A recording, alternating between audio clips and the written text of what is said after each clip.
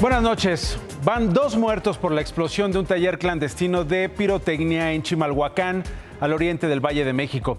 Los 2 fallecidos eran hermanos, Brian de 29 años y Jonathan de 20. Hay un acto de heroísmo que ha enlutado a esta familia. Mire.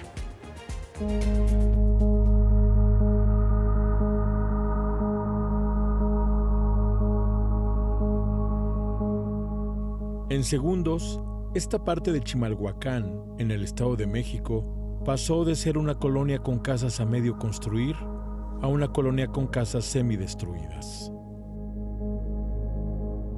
Un taller clandestino de pirotecnia provocó ayer una explosión que dejó varillas expuestas, escombros, boquetes y marcas de sangre en muros, puertas y banqueta. Es el rastro que dejó una de las 2 víctimas mortales del estallido, Brian Hidalgo Marrón, de 29 años. Y esta mañana se confirmó la identidad de la segunda víctima, Jonathan, su hermano menor, reportado ayer como desaparecido. Primero, pues saber qué buscamos, ¿no? Un joven, un adulto, un niño. Ustedes nos digan las características del niño, de 20 años, de la víctima.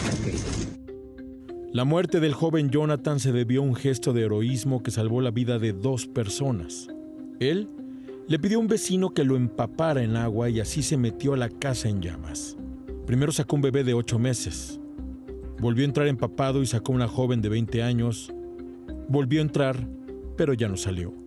Su cuerpo fue encontrado en la planta baja de la casa que tenía el taller clandestino, instalado en su 3er piso. Se encontraba dentro del inmueble, casi en el patio de la casa. Era el menor que nos reportaban que estaba como desaparecido. La primera hipótesis de las autoridades es que una fuga de gas en un depósito contiguo, también clandestino, fue la causa de la explosión. Ese lugar fue clausurado hoy. ¿Pero son los únicos presuntos responsables? Al parecer no. Vecinos habían denunciado al municipio la existencia de un taller de pirotecnia. Habían advertido del riesgo que representaba para sus propiedades y no se equivocaron.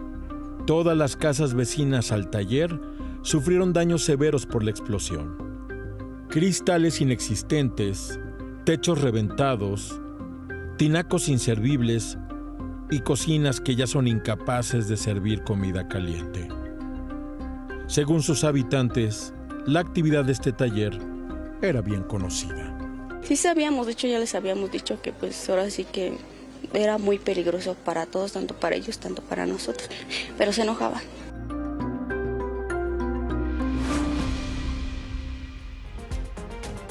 Según el Ayuntamiento de Chimalhuacán, esta noche siguen hospitalizadas 7 personas heridas, 4 adultos, 3 menores de edad. 19 casas resultaron dañadas, de estas 5 no podrán ser habitadas por el momento.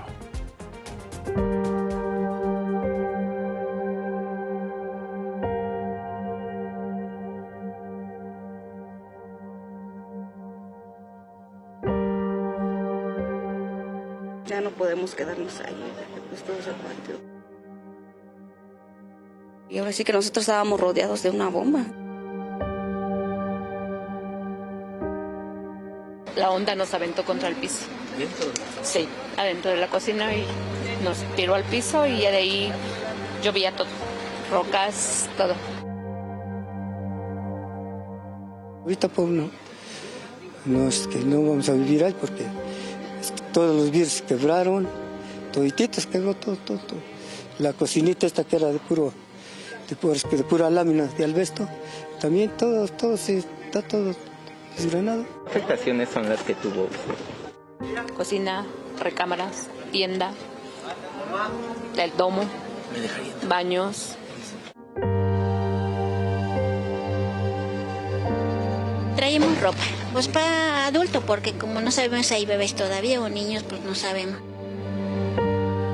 Estamos entregando unos pequeños víveres. Es aceite, papel, jabón, cepillo de dientes, arroz, sopa, lo más esencial que puedan necesitar los vecinos. nuestra gente solidaria de Chimalhuacán. Las autoridades de Protección Civil del Estado de México concluyeron esta noche las labores de remoción de escombros y la demolición de las estructuras colapsadas. Por ahora se mantiene la vigilancia para que las familias afectadas no regresen a los predios dañados. Con esto arrancamos. Bienvenidas y bienvenidos.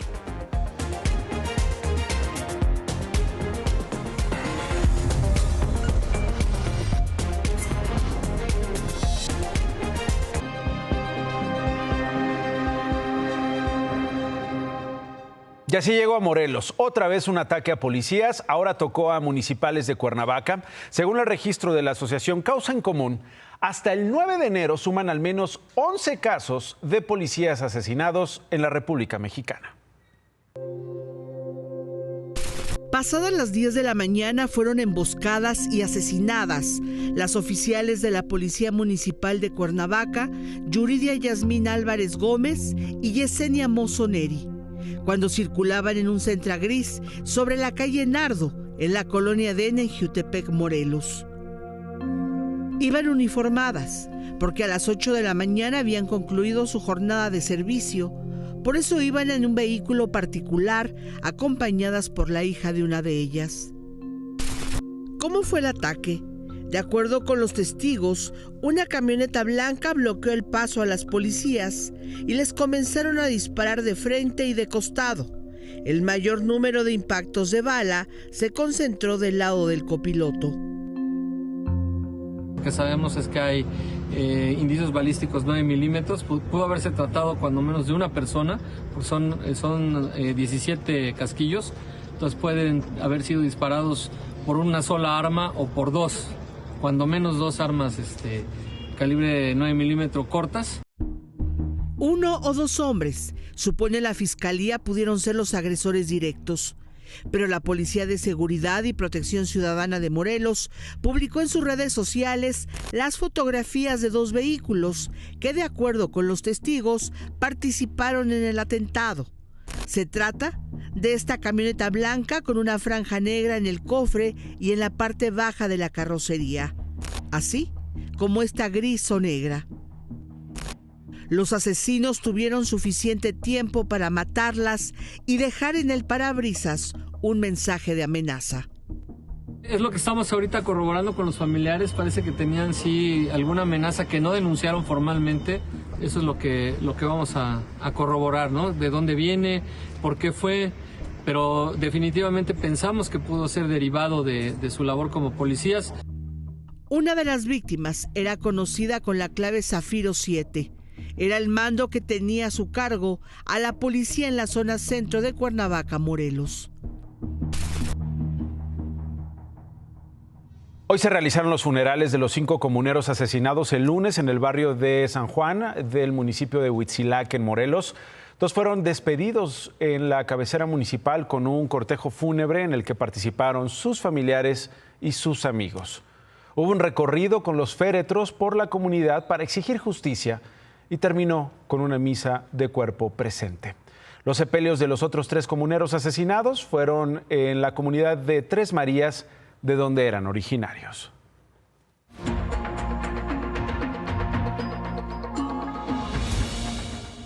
A las historias de violencia se suma esta semana una serie de casos de víctimas de minas explosivas en el estado de Michoacán.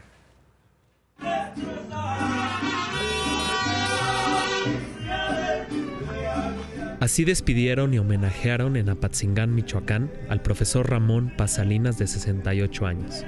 Murió a causa de una mina explosiva.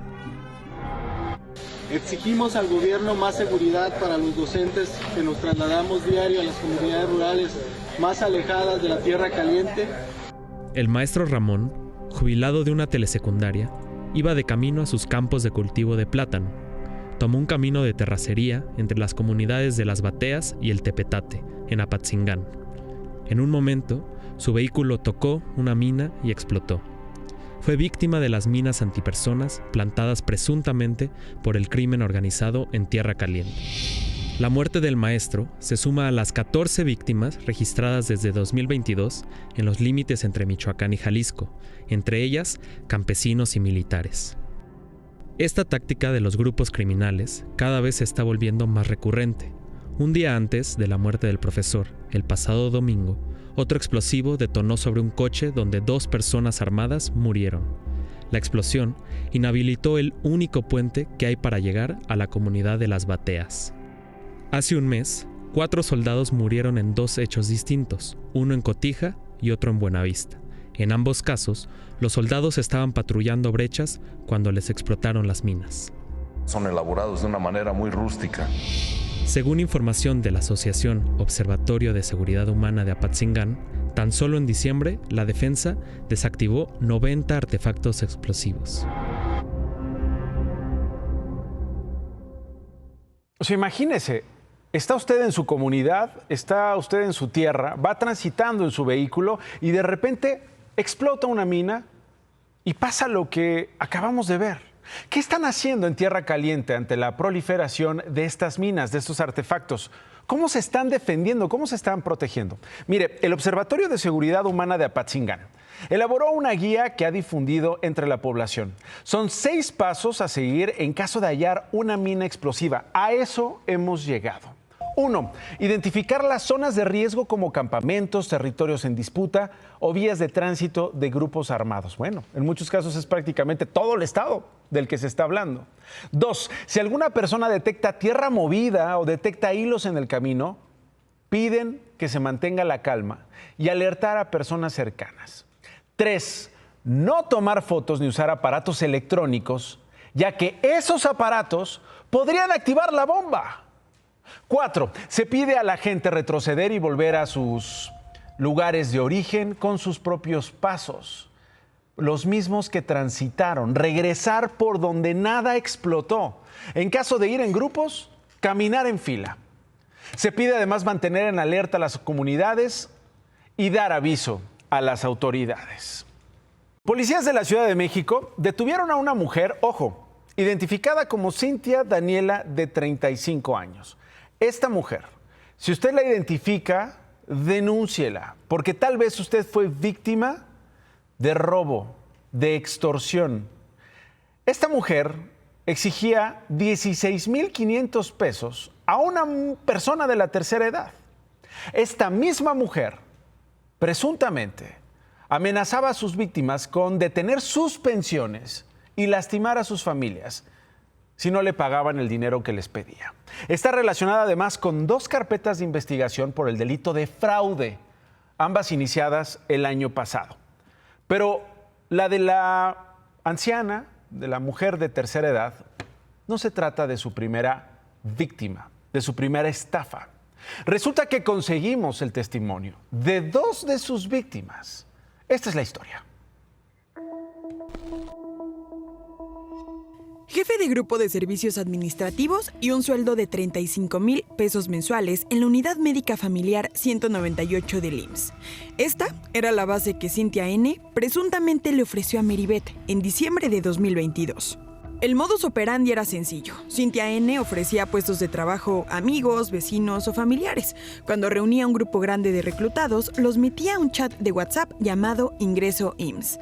Aquí les pedía acta de nacimiento, comprobante de domicilio, CURP y fotografía tamaño infantil para su credencial de ingreso. Como les dije, la práctica, practiquen mucho el escribir rápido, porque realmente es eso y todo viene en los programas. El siguiente año solo se va a abrir bolsa de trabajo para médicos, enfermeras, estomatólogos, oculistas, parteras. Nos estaba cobrando 16,000 y 8,000 se la teníamos que dar ahí. Y la otra parte supuestamente ya que nosotros entráramos a trabajar, ¿no? La primera señal de alerta fue su cambio repentino de nombre. Cintia N. se hacía llamar Normalicia López Pedraza, persona que, de hecho, sí pertenece al Sindicato Nacional de Trabajadores del Seguro Social. El depósito, casualmente, fue a nombre de Cintia Daniela y ella nos había dado el nombre de Normalicia. Aún así, Meribeth siguió con el proceso y decidió invitar a su esposo, a 2 primas y a una de sus mejores amigas. La cuenta de la presunta estafa ya subía a 40,000 pesos. A inicios de 2023, convocó a 50 candidatos a las oficinas centrales del IMSS. pero nunca llegó. Para la amiga de Meribeth, que habla desde el anonimato, este día cambió su vida. Lo primero que hice al llegar a casa fue aventar mis cosas, ponerme a llorar. Me puse muy mal, la verdad, muy, muy mal en el sentido de que dije, ¿cómo pude caer? El mundo se me vino encima. En su caso, pidió prestados 5,000 pesos para completar los 8,000 que supuestamente le exigía Cintia N. Ella es madre soltera de 2 hijos y cuida de su padre con cáncer. En un momento que yo ya no quería seguir. Dije, bueno, total, pues si algo me pasa, si algo me hago, pues ya no. Iba a quedar esa cuenta que yo pedí prestado, ¿no? Te juro que no tenía ni para comer. En los próximos días, ambas planean visitar un despacho de abogados para levantar una denuncia y exigir que su caso y el del resto de las víctimas sean solucionados. Si es posible que nos regrese nuestro dinero, pues sí estaría bien. Y que mi testimonio le sirva a más personas para que vayan y se acerquen. Lo que le pasa allá adentro, bien ganado y merecido se tiene. Ahora mire por favor esta escena. Elementos de la Fiscalía General de la República detuvieron en el sur de la Ciudad de México al exdirector de la cooperativa Cruz Azul, Billy Álvarez, acusado de lavado de dinero y operaciones con recursos de procedencia ilícita. Él llevaba casi 5 años prófugo de la justicia. Hoy le leyeron sus derechos, después lo esposaron y se lo llevaron. De acuerdo con fuentes de la FGR, fue revisado por un médico legista de la Fiscalía y trasladado al penal del Altiplano de Almoloya de Juárez.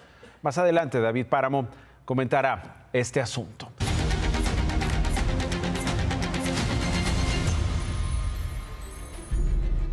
La presidenta de México, Claudia Sheinbaum, respondió a los comentarios que anoche le presenté aquí mismo de Marco Rubio, quien se perfila para ser el secretario de Estado en la administración de Donald Trump. No descartó designar a los cárteles mexicanos como organizaciones terroristas. Hoy, la doctora Sheinbaum le respondió. Yo tomo la declaración de Marco Rubio en el sentido que él privilegia desde el Departamento de Estado la coordinación con el Gobierno de México. También él en su declaración sobre la posible declaración de grupos asociados al terrorismo, de estos grupos delictivos, de los cárteles, él también dice tiene sus complicaciones. Por la característica como operan. Entonces también estamos obviamente de acuerdo con esto, que no declarar grupo terrorista tiene muchas implicaciones. El próximo lunes Trump asume la presidencia de los Estados Unidos por segunda vez. Hoy se hizo pública la imagen de su retrato oficial. Es esta. Trump aparece con la ceja izquierda medio levantada, el ceño fruncido, un traje y una corbata azul. Esta foto, la oficial, nos recuerda esta otra, que fue tomada en agosto de 2023, en la cárcel del condado de Fulton, en el estado de Georgia. Es la fotografía de cuando fue procesado por cargos estatales por sus intentos de revertir la elección presidencial del 2020. Una es el retrato oficial del presidente 47 de los Estados Unidos, que hábilmente supo reinterpretar la otra, la de un detenido en una cárcel de Georgia y que se ha vuelto símbolo entre sus seguidores. Ahí están los dos. Los gestos son muy similares. Entre las diferencias están que en una Trump aparece con la corbata azul, en la otra porta una corbata roja, aunque la diferencia más simbólica obviamente es el personaje, el contexto y la habilidad para retomar esa imagen de cuando fue detenido, hoy que será nuevamente presidente de la Unión Americana. Por cierto, llama la atención la lista de políticos y presidentes invitados a la toma de protesta de Trump. Es muy representativa. Está Giorgia Meloni, la primera ministra italiana, Santiago Abascal, líder de Vox en España, un partido conservador, el polémico Víctor Orbán de Hungría, aunque se reportó que no va a ir, los presidentes Javier Milei de Argentina, Daniel Noboa de Ecuador, Nayib Bukele de El Salvador, el expresidente de Brasil, Jair Bolsonaro, quien no podrá asistir por los problemas legales que enfrenta ante la justicia de su país. Ayer sujetos armados en una camioneta intentaron asaltar a una familia que viajaba por la carretera Texcoco-Calpulalpan. El conductor los esquivó de una manera heroica en 2 ocasiones para poder escapar él y su familia. Mire cómo lo narró en exclusiva para Imagen Televisión. Sí, a fuerza. Sí. Échate para atrás, hijo, échate para atrás, échate. Échate para atrás, sí, échate para atrás, ya sabía yo. Sí, échate. Mi papá se da cuenta que viene un carro, él dice, mira, esa camioneta parece de narcos. Y le dije, sí, ¿verdad? O sea, era un modelo, reciente, pero toda sucia, golpeada, con los cristales polarizados. Iba rebasando, pero después se pasaba a la baja, y eso fue lo que se nos hizo raro. Hay un tramo en el que nos quedamos solamente el tráiler, esta camioneta y nosotros. Yo estaba visualizando que intentaban rebasar al mismo. Para esto, bajo la velocidad, ellos hacen el rebase, pero lo que no pensábamos era que pues, justamente se iban a bajar hombres armados. El copiloto nos apunta con un arma.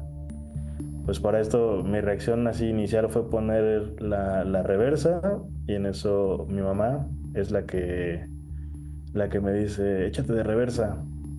Échate para atrás, hijo, échate para atrás, échate. Échate para atrás, sí, échate para atrás, ya sabía yo. Sí, échate. Te van a perseguir. Ya sé, ¿qué hago? ¿Qué hago?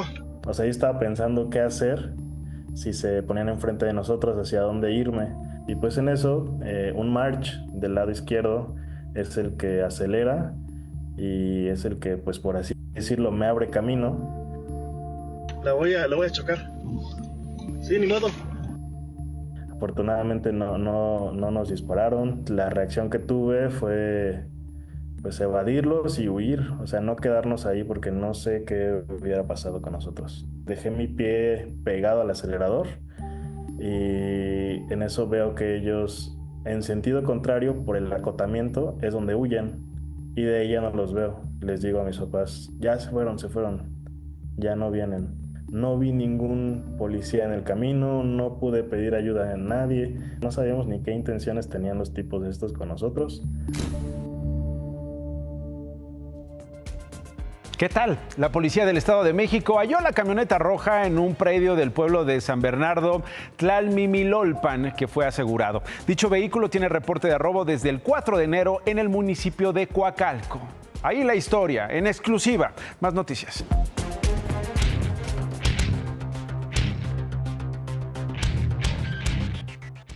Hoy es el día que los histéricos pudieron ponerse felices. Todos esos que se la han pasado hablando del terror a Donald Trump, ¡ay, qué mal!, tuvieron un pretexto. Hoy el tipo de cambio brincó muy fuerte, llegó hasta 20.84 y ahorita anda en niveles del 20.83. ¿Y qué pasó? ¿Es el miedo a Trump? No, no es el miedo a Trump. Es que la economía mexicana se va a desbaratar por las medidas de Trump. No, tampoco. Hubo una serie de cuestiones en los mercados internacionales que movieron al tipo de cambio. Y les recuerdo, como siempre se lo digo, 9 de cada 10 pesos no pasan por México. Entonces lo que pasa tiene más que ver con las coberturas internacionales. El peso no es un superpeso cuando está en 18.70, como llegó a estar antes de las elecciones, ni es un peso de basura que hoy que está en 20.80. Es un precio más de la economía. Y ya no quiero decirles más cosas porque luego quieren debatir. Mejor échame la cámara. Los de la Cruz Azul están como si su equipo de fútbol hubiera ganado un campeonato. Después de 4 años que había orden de aprehensión en contra de Billy Álvarez, finalmente lo encontraron, y eso que según esto estaba fugado. Ojalá este icono de los factureros pague lo que debe. ¿O no, Nacho? Vamos a verlo, David. Por lo pronto, más noticias. La presidenta Claudia Sheinbaum se reunió con gobernadores y alcaldes en el Encuentro Nacional Municipal. Hizo un llamado a invertir en agua y caminos, utilizando los recursos del Fondo de Aportaciones para la Infraestructura Social. Tras 8 horas de inspección estatal, la Secretaría del Medio Ambiente de Nuevo León clausuró 2 hornos de la empresa Zinc Nacional. Es la empresa que había sido señalada de liberar altas concentraciones de plomo, cadmio y arsénico en la zona metropolitana de Monterrey. Un laboratorio clandestino presuntamente empleado para la elaboración de estupefacientes fue neutralizado en Topolobampo, Sinaloa. El laboratorio y los materiales fueron destruidos en el lugar por marinos.